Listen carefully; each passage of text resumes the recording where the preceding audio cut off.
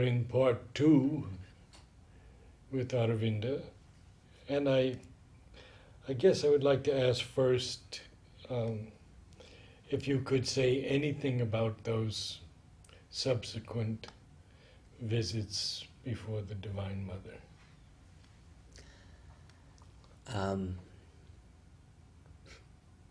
Naturally, they were all the terrace darshans every year on 21st of February, on 24th of April, 15th of August, 24th November, and on 29th of February in 1972,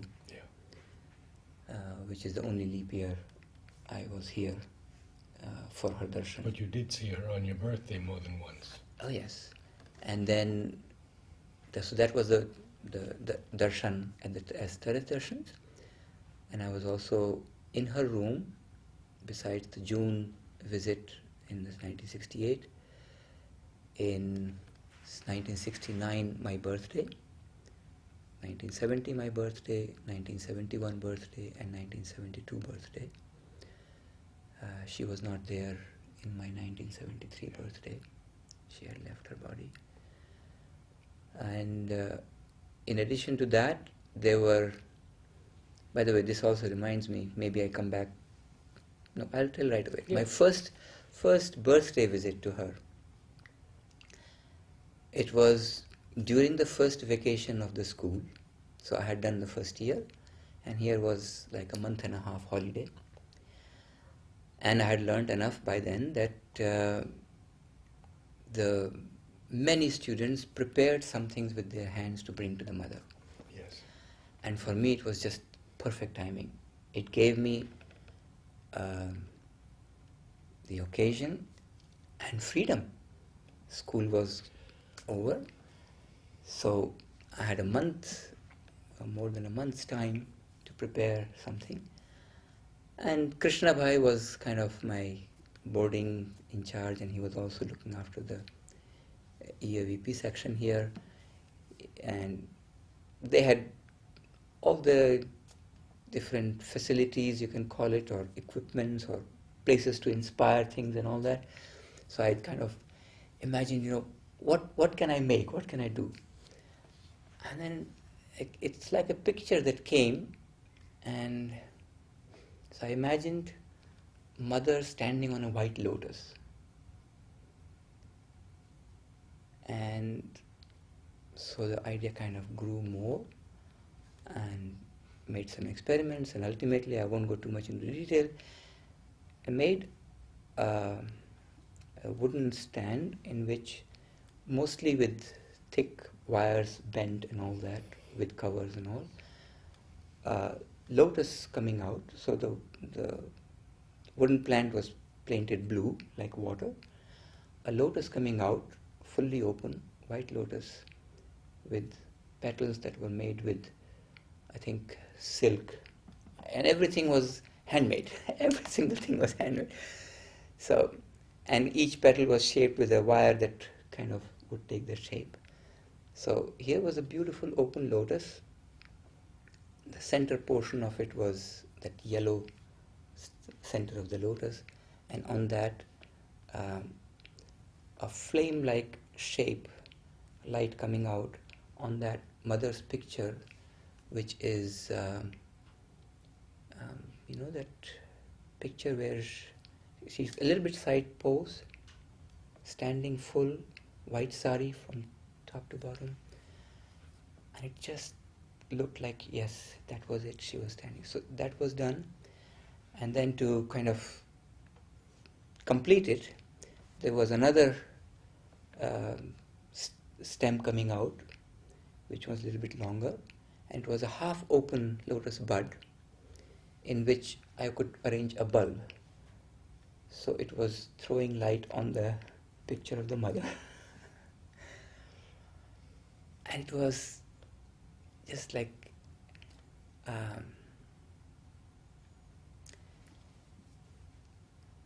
what would you call it? It was not art, it was not skills, it was not stitching. It was just living in her love and living for the love and things manifesting. That was Now you brought it to her. and I brought it to her on my birthday, the first birthday visit to the mother in that sense. And she looked at it and she smiled so beautifully, so beautifully. And then naturally she handed it over to Champaklalji or Vasudha, I do not know. She didn't say anything? My memories of those visits, it was like all the time so, yes, there was appreciation, but I never talked to mother in her room. It was like it was not needed to be talked. It was like there was so much more that was channeled and received and offered and embraced that words had no place. Mary Helen once told me this was the same with her. All the communication, all the love was done in silence. And it was not like I have to be silent. No. I'm just drowned in her, and that's it. And you come out and you move on. So. But going back to it, only thing I can say is that anytime I can imagine anything like that, it's not explainable. It's perhaps only thing for anybody to understand is go back when you were a baby before you could think, and then feel what a mother is from that perspective. And that's mother, and that's what we felt even at that age, totally in her.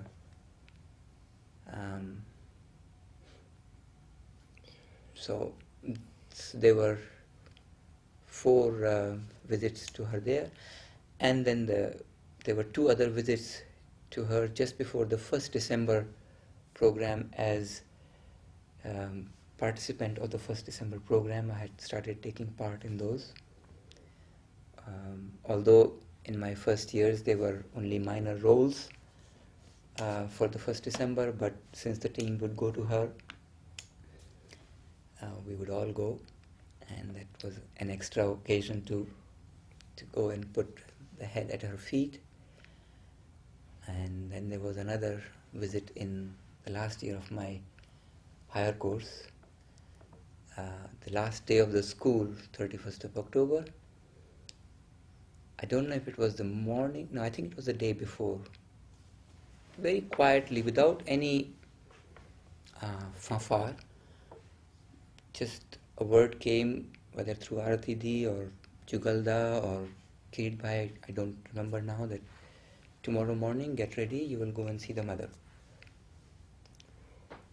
And so, okay, went there and all ready, and went at the time and went inside, and then found out that I was receiving the prize for the best student of the year. So, and that time there was one word that was said, which Kirit Bhai also told me afterwards, came back, he says, this is what mother has said to you. And I must say that I have heard her voice and I have sort of bathed in it and drunk in it, but the word was only explained to me by Kirit Bhai, because I was so much not into this. But when I look back to it, yes, I can remember. And it's one of the sweetest things. It was, "C'est bien, mon petit." What more can you hear? Well, I'd like to move on now to your school years and sports. Did you do any sports? Of course, as ashram students, sports is as much part of your life as studies. And in fact, in the ashram, not only as student, but in the ashram life, it's given a lot of importance, and it is very meaningful because Here it is all about developing the body, which is the instrument for doing divine's work. Luckily, I joined at the age where I knew the importance of sports. It was not that, oh, you have to do it. I loved going for sports. I had done some sports before that, and I enjoyed doing those things. So right from the beginning, sports was just, wow, it was so enjoyable. But what was more enjoyable is learning not only the skills, but this beautiful aspiration of growing more conscious in the body, growing more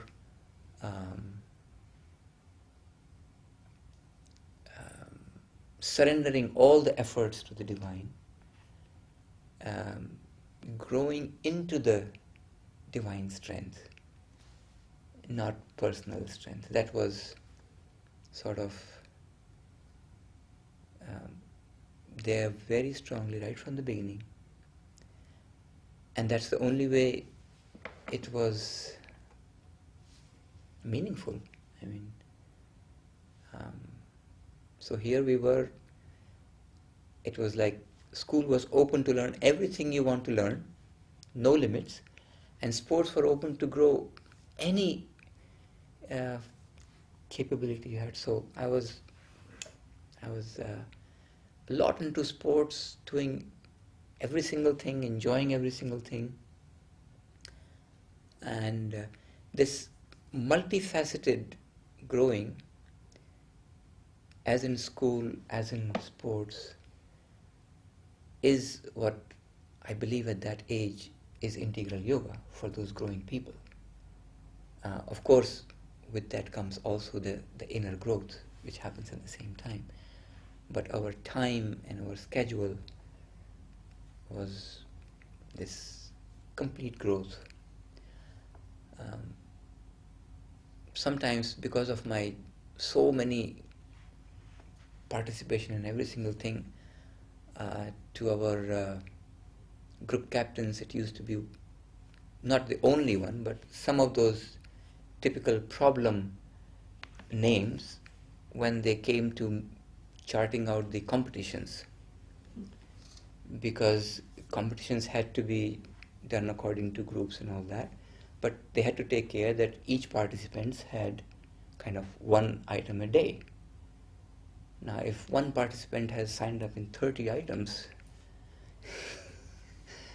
and there are many doing like that, and you're not in the same group for all the items. Yes. Every item you're scaled according to your capacity. Like you could be in high jump in one group, in a race you're in a different group, in different runs you're in different groups. So it is to encourage that people don't feel left too far behind. It's kind of a homogeneous group. But it was quite a challenge for them to make the schedules for people, giving these challenges of signing up for everything. So, made a complex thing. Did you work with Pranab a bit? Not directly. He was not our instructor for any of the activities. For the D group that I joined in, and later on F group. Although he was open for any time we had any question to go and ask him or to consult him. There was much later a time when I had gone once to him to ask about sea bathing. There was a time I had, soon after my leaving school and joining the Ashram press, I was given a room to stay right on the beach. Buddhi House, not many people know, it's just 2 buildings before the Ashram press. After Ashram press there is an open ground in front of the church, and 2 buildings before that, right on the beach, facing the. So since this was a location, I had the sea at my doorstep, so to speak. So I went and checked with him. I said, Pranab, sometimes people say you should not go to swim to sea anywhere at any time. I would like to know what is the instructions from the mother about that. So that was, I think, in very early 71, 72. Before the beach was washed away. Before we took, yeah. So here I was with him, and he told me, no, we used to go with mother in many places, and she encouraged us to swim. Ah, If you are a good swimmer and you take care, you can go swimming anytime. So here it was, and if I wanted 3 times in a day, I could just run across the road, jump down and on the beach and take a dip. And in those the years in joining the Ashram press, as I got really more and more involved, there were times, especially approaching darshans, where there'll be a lot of pressure to do work, and I would start sometimes not having time to go to the group activities because I really wanted to be involved in whatever needed to be done for darshan. So in those times I would, whenever it finished, I would go down. Even if it is a little bit late in the evening, I could go and run on the beach back and forth and take a dip and come back to my room. Well, I do want to get into your work at the press for one specific reason, and that is that everyone I've ever spoken to about the press say that you were the most special person who ever worked in the press, and I tell you that honestly. Most From many special people. person? Yes, and the work that you did was so exemplary. So, so now you can take a deep breath. I'm kind of stunned by this tell us kind a of bit. statement. I do not know who are the ones who made those. Very Obviously, reputable they must people. love me so much. But now, before coming to the press, it was coming towards the end of the school. Actually, even before coming to the end of the school, because in those vacation times, sometimes people would go and volunteer, students, to pass their daytime. They will go to different activities, volunteer here and there. And it so happened, probably already the first year itself, I somehow landed up volunteering in the press. Mm. So while I was making my birthday thing for the mother, I was also, so it was like hours divided, and the day filled up nicely with that. So that time per press was like visiting 2 hours, 3 hours, something like that in a day, not a whole day. Mm-hmm. So we started with that, and the next year I believe I went again to the press. So there was already 2 years during the vacation time I was at the press. And coming towards the end of the 3rd year, final year of higher course, we were given once a visit to many different departments by Udarda. And I think it was in a way to prepare people for, if they would like to join one of these departments after finishing school. Or stay in the ashram. Yeah, stay in the After ashram graduation. and do some things Yes. with those departments. So his memorable visit especially was the handmade paper department for me, where one thing that comes out to show us how strong these handmade papers were, which was 100% rag content. He had a sheet placed on the floor and he stood on it, and Udarda at that time was, a good size person, and he asked 4 of us to take 4 corners and lift him up, and we could lift him up on a sheet of handmade paper. Yeah. That was the strength of handmade paper. Quite amazing. Yeah. So anyway, so now the last month of October, Artidi from school was telling me again and again, Aravind, now you must come and join the school. We want you here as Sanskrit teacher and other things. And So you had learned Sanskrit? yes, of course. Sanskrit was there. I had even actually learned Bengali with Pranab. He used to be in the library. one of the library in charge, along with Anilda. So I had learned Bengali with him. Sanskrit also from the first year, which I don't know, maybe, yeah, I was interested, and I think, I don't know so much about learning Sanskrit the first year, but what comes out even more, because I was from North India with Hindi background and all that, Sanskrit was kind of easy, and we had already learned some Sanskrit before coming here. And there was, towards the end of that year, a play, Sanskrit play. And Shekharda called me in. He says, we would like you to do this, take part in that play. And that was a full Sanskrit play, and it was done in the school's, the courtyard, that stage that they have there. And it was a full Sanskrit play of the story of Bharat and Ram in Sanskrit.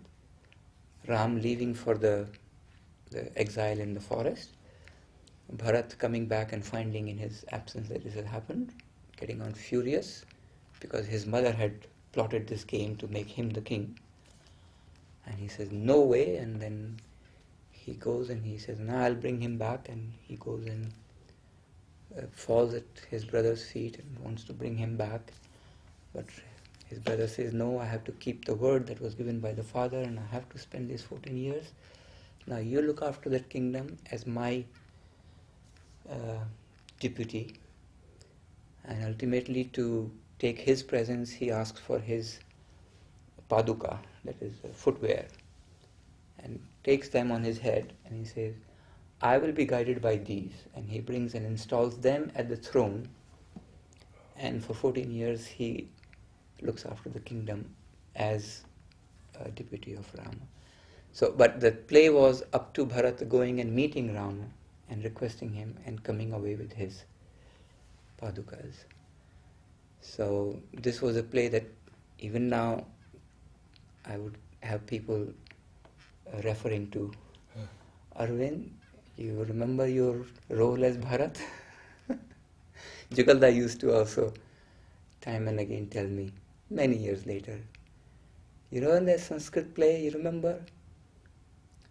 You made such a beautiful personation of Bharat. You absolutely did that so well. And there was no tricks, but what Bharat came to Rama, the tears flowed from his eyes. So, now, these are wonderful memories from those years. But so Arati wanted you to... It's not acting. Mm-hmm. You know what happens in those things. And that's why I love doing the plays. You sort of enter into an experience. Its stage and that setting, especially if it is the right kind of play, that you aspire to become a person, or you kind of identify with that person. You do that experience, you live that experience. You are that experience. Yeah. So, in that sense, plays have not been acting for me. Plays have been experiences through that wonderful medium where you just experience one thing after the other, and it's like... There's a beautiful DVD of an Italian singer, Magda Oliveira, mm-hmm. who at 100 was singing and playing the piano. But she speaks about her years in the opera, and she says, the moment I went on stage, a golden light came and covered me, and it didn't leave until the opera was over. And I've always thought of that as real acting, when the force comes into one. Yeah. In that way, plays are like life experiences. Yeah. They are absolutely life experiences. And yes, ultimately one can break it down to a little bit. Of course, you have to remember your lines, and you do this and you do that. So there is a preparation work, just like physical education, there is a preparation work. Yes. But when you're in a flight, say a dive, and you experience the freedom of a bird, that's an experience. And that brings you to total different dimension. And that time it is not muscles and exercises and weightlifting and all that. It's like a lightness in the body, or an elevation into another dimension. Same thing with the plays. The identity and the consciousness and the subtleties of those wonderful characters that you are working with, and whether you are that character or you are an accomplice of that character on the stage, I don't think it changes that much essentially. It's not that you have to be the main character in each play to experience that. You can identify with that time, with that event, even by being in a different role.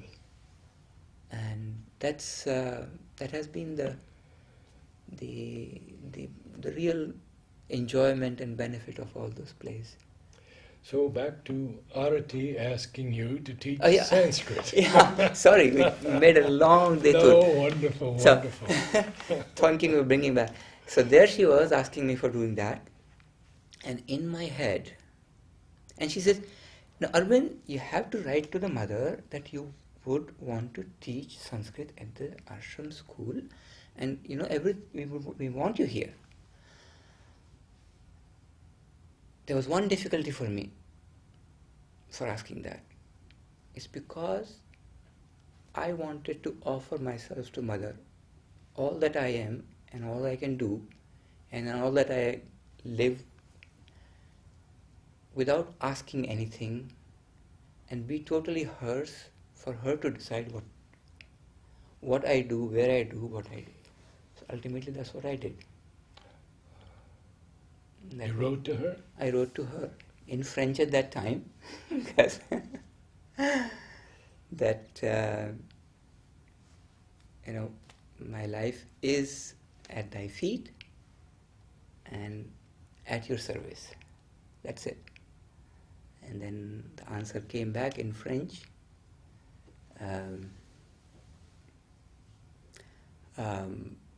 Do I say it in French or in English? Both. Both.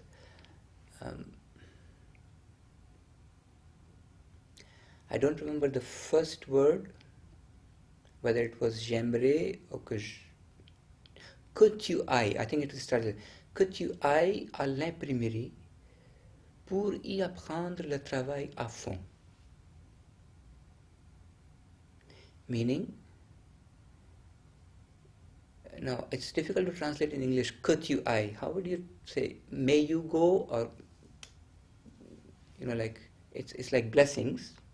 Go to the press to learn the work in all its details.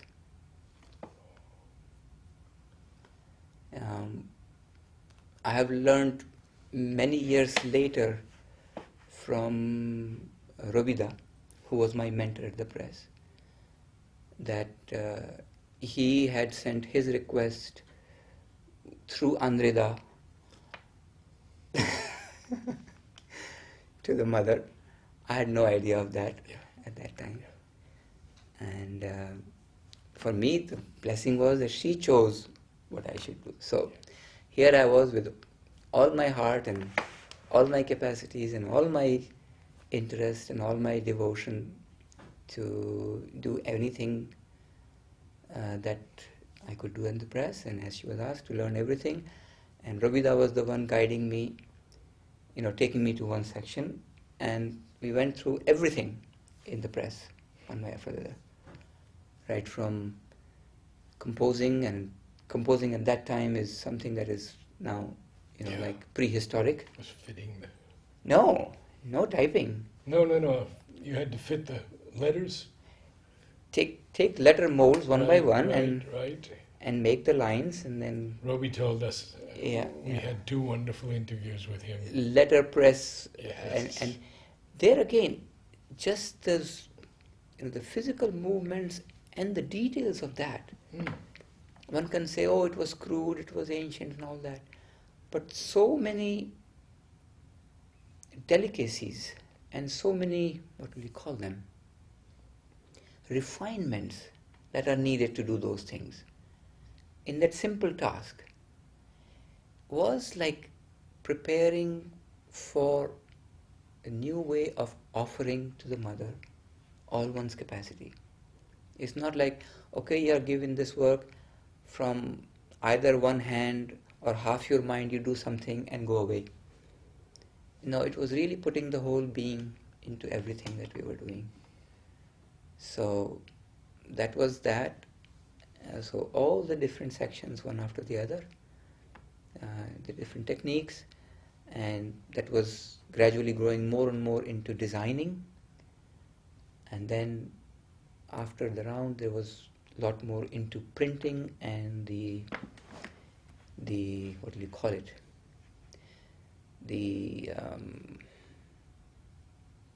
quality of printing, not just printing. So I think within a year, with the rounds, I was concentrating more on printing and in designing, with the full background of everything else, and gradually more and more responsibilities, or no, it's a wrong word, more and more opportunities for learning and dedicating more and more things came, and then the color printing also gradually picked up. So that was a real passion for me, because painting was one of my favorite things, and that left me out from my school teachers and experience with Krishna Lalji. I had done some lessons also with him as painting in the What art. time frame in terms of years are we here in the press? Right from finishing school, 1971, 1st of November, right the day after, joining the press, and up to the time that finally I went out of the country to Canada. That was until March 1983, 12 years almost. 12 years. Yeah. So those were 12 years. Press was not just the day's work, it was in a way the space to offer all one is and all one can at the service of the mother. We had a wonderful family-like, what do you call it, a press family. Sumanda and Prithvishda and Eknathji were three living there day and night. So they were like, uncles, you can call it, or big brothers. And we would spend early morning to sometimes late night and near darshan sometimes even overnight work. So press was my home for day and night. And luckily I had a room very nearby to go and sleep. So sometimes I would go to my room at any odd hour, come at press at every odd hour, be there. So. And what was again enjoyable at the press is that gradually, with the kind of work, I was given also some coordination work. So books from there, designing, then going through printing, the composing, then page making, if it was offset presses, negative making, mounting, printing quality, and then binding details. So I was kind of following sometimes and providing something. So I had beautiful interaction all the time with big press family. So that was... Well, we have two more subjects to cover. Yeah. And one of them is so dear to my heart because I always ask everyone for their remembrances of the oldest sadhaks. Nolini, Amrita, Nirodmaran, Pavitra, and others, Madhav Pandit. whatever you can share with us of your reminiscences with him. They were, and I would, maybe go few names afterwards, but Surely. but they were sort of just like my teachers and elders at the school were sort of the foundations of what we experienced as school, as the atmosphere of school. These senior sadhaks were the pillars for the physical expression of the ashram atmosphere, the ashram life. Yes. I think from very early on, I was somehow friend with Suresh Joshi. He was from the same northern parts, Hindi speaking. Somehow we got to know each other. And through him, because he was directly working with Amrita, I was often with Amrita in the very first year or year and a half, because I think he passed away 69 sometime. 69. Yeah. But even those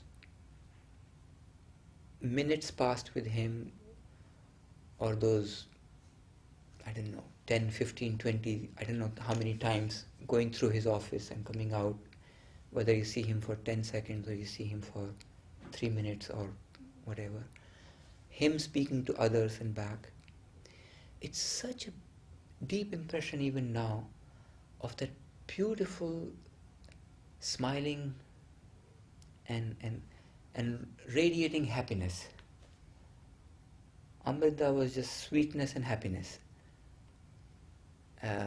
Beautiful, beautiful.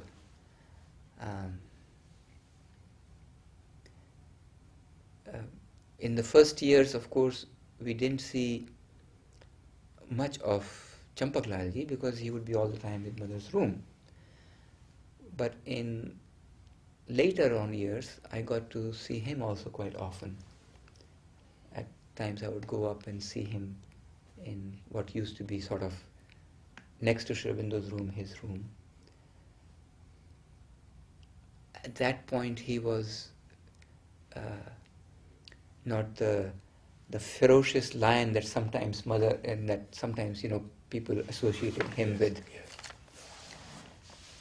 He was the white lion with this beautiful smile, and soon it was also the time when he was not speaking anything anymore, but with his silence or with his gestures or sometimes little writing. But it was just love, and again mother's light pouring out that came through him. So that was Champaklalji. Andreda, I've met with him many times. Again, not that I would say he was my personal friend, but in the ashram school as a child, you know them, how would you say it? You know that they know you, even if you don't speak to them even once in a month or once in a year. They know you and you know that they know me. And knowing them who they are and what they are doing, and whether they do something with me directly or indirectly or with the group that I watch, everything counts. Relationship is everything. It's not only what I spoke to him and he spoke to me. Everything that he does or that I know him having done or is doing is part of our other conversation. It's part of learning. So Andreda was there, and Pavitrada. Very short time, very few visits, but again, wow. He was like the steady flame that did not flicker, and I cannot say that I have seen him 3 times or 5 times or 10 times. I don't know. Maybe I just imagined all those. But I know his presence, I know him physically, but it was such a strong presence. It's a steady flame. And with him, there is that, it's like a white flame, it's like that solid silence, totally turned to the mother. Nirodharan? Nirodha was, when I was for 3 years living in the ashram every night, he was the person I would often interact. In fact, sometimes sleep in his room, which was right opposite. He had, said, if you want to sleep here, go and sleep. So we interacted many times. Again, there was never any need or occasion to have a personal conversation. Nothing that I asked about myself or I had to tell. Of course, I'll go for his birthdays, wish him his birthday, and when he would find out, he would wish me for my birthday.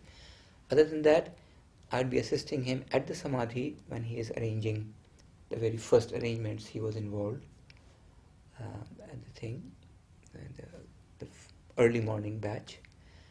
He knew me, I knew him, he always welcomed me. It was much more to Dolly Dee and others. they were the ones engaged in conversation. Nirodha was, bhalo acho? Ha, bhalo achi. Well, 2 more. And Now, Udar, Udarda, of course. because you have to talk about him. And lastly, Nolini. Nalinida, Udarda. No, there is many more. Bulada. Bulada, yes. I mean, he was a very beautiful presence. Juman Bhai. I mean, where can, even the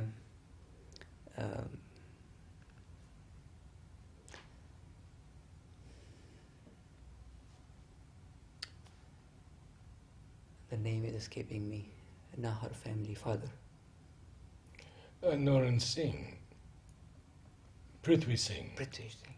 Prithvi Singh. Right from seeing him, a publication department. And he was Ravindra ji. Ravindra ji. Yes. Anuben, who had a deep, prolonged contact, and towards the end, she would say, my son. She had really embraced me like her child. And also through dance, right from the early times, I had somehow felt inspired, and I had started dancing with her right from the school times. And so all those years, we were doing many things together in dance. So she had loved me very, very dearly. Kept telling me when I used to visit from out of country time to time, okay, when are you coming? When are you coming back, settling here? And at that time she was very much involved in Udavi school, and she used to come and tell me that, Aravind, come, I need you in Udavi school now. Another thing, now if it is getting too long, please tell me to hurry up. Not at all. Okay. because when you open up the thing, we when haven't you touched on Orville yet. Yeah. when you touch on those things, suddenly memories come, and it's so rich and it is so beautiful. No. And it's not something that I have kind of actively talked in a long time to anybody. So, this conversation is evoking wonderful, wonderful memories of deep contacts. Anuben's last thing that we worked together on was her wish to put in dance drama a short book that had come out by, I think it's Richard Bach, Jonathan Livingston Seagull, right? Which Nalinidana had also translated into Bengali. He had made a little thing, and she wanted to compose a dance on that, and that was before after school days, maybe 75, 76, something like that. So we took that up and we chose some musics and we started improvising things. And it was like a project that had no beginning and no end. And sometimes for many other reasons it will get held up. But it was a project that was never finished and never put to an end. It remained always kind of sometimes in the back burner. And in Nalinida's recitation of that story, he has named Jonathan Shobhanagar. That's the name in Bengali. So there were times she used to call me Shobhanagar. and for years it kind of went on. And somehow it didn't come to play. And I would not now go into the details because it will be just totally out of the thing. Somehow the events of my leaving, going out of country, and then later on coming back and visiting, suddenly showed to me that, look, there is something happening along that experience that could not come on a stage, but it is happening on the live stage. So that was Anuben. Ravindraji also was very, very loving and kind memory, but wow, here was somebody that, not everybody could kind of take his austerities. Sometimes he was a bit too severe. We have stories. But whether as editor of the magazines that I was working at the press at that time, there were some exchanges with him, or whether just going to ashram for whatever reason. Again, very loving, always embracing with wide heart. That's one thing.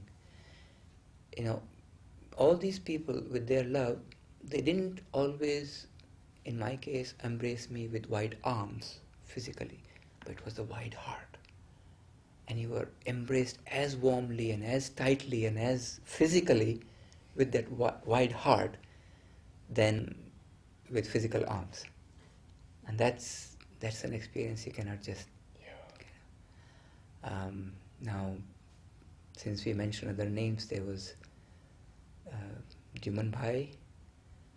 Again, such a sweet, a constant sweetness. And encouragement, if I might say. Constant sweetness, encouragement, and a steady energy that will keep moving to whatever needs to be done. Yeah. And even his place right next to the Samadhi, his room, he's there. And even now, I go there and look in that direction, and his image and his personality and his... I remember that, I relate to that.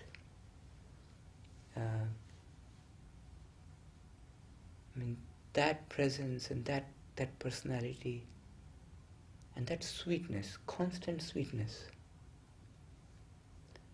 I think he has embraced so many people. So many people I have remembered later on, even in Orville, whose first experience is sitting near Samadhi, going there constantly, at one point being called by him, or touched on the shoulder, talking to them, encouraging them, bringing them to a place, getting them established in the ashram. So he could feel people ready for that, would connect to them and encourage them. So Jiman Bhai again, and imagine those 3 years seeing those people every day. Of course not Amrita at that time, but even in those years, when go to that reception room and behind that room, which used to be Amrita's room, his presence, his personality would kind of speak up. Same thing, Pavitra Dada. All those presences were there.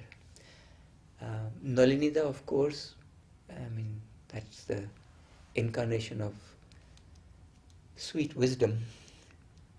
So wide, and again so steady in his in his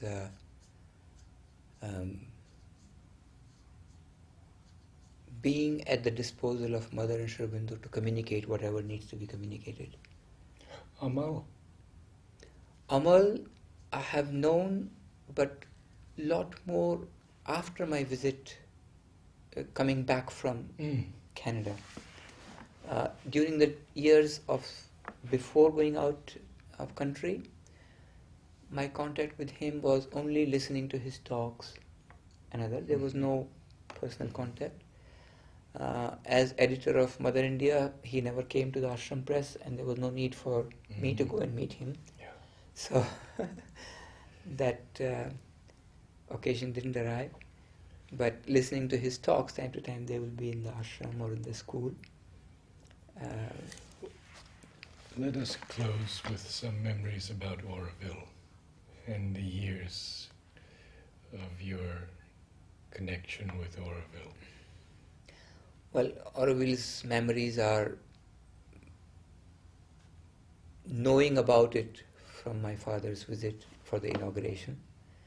But I couldn't go really to visit it in June when I visited for 2 weeks.